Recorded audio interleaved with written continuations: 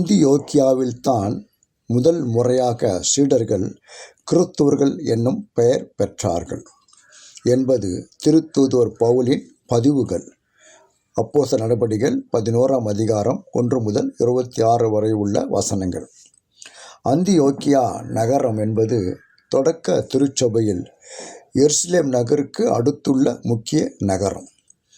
அது மட்டுமல்ல, ரோம பேரரசில் ரோமைற்கும் அலெக்சாந்திரியாவுக்கும் அடுத்ததாக இந்நகரமே முக்கிய நகரமாக, உலகிலேயே 3வது மிகப்பெரிய நகரமாக விளங்கியது.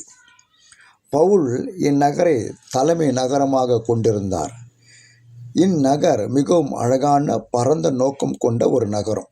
ஆனால் பிற தெய்வ வழிபாடுகளும் ஆடம்பரமான ஒழுக்கக்கேடுகளும் நிறைந்த வணிக நகரம். நோட்ரியஸ் ஃபார் லக்ஸரியஸ் இம்மாரலிட்டி, அதாவது டேப்னே என்ற பிற தெய்வத்தை வழிபடுகின்ற புகழ்பெற்ற நகரம். இந்நகர திருச்சபை இறை மக்கள் பிற இனத்து மக்களுக்கு நற்செய்தி அறிவித்தார்கள். அதன் விளைவாக அங்கு கிறிஸ்துவம் வளரத் தொடங்கியது. தழைத்தோங்கி ஒரு புதிய அத்தியாயம் தொடங்கியது. பிற இனத்து கிறிஸ்தவர்கள் யூத அமைப்பை நின்று மாறுபட்டு வேறுபட்டு நிற்க விரும்பினார்கள்.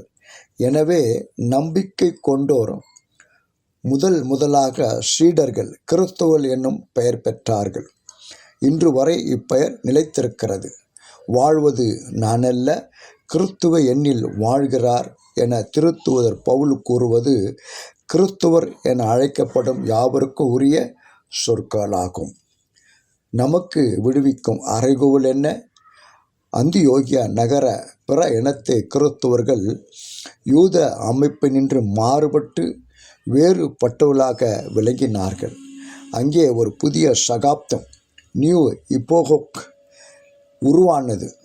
இந்த செய்தி என்பது கிறிஸ்தவர்கள் என்று அழைக்கப்படுகின்ற நமக்கு உரியதுதானே? சிந்திப்போம். கடவுள் உங்களை ஆசீர்வதிப்பாராக. ஆமென்.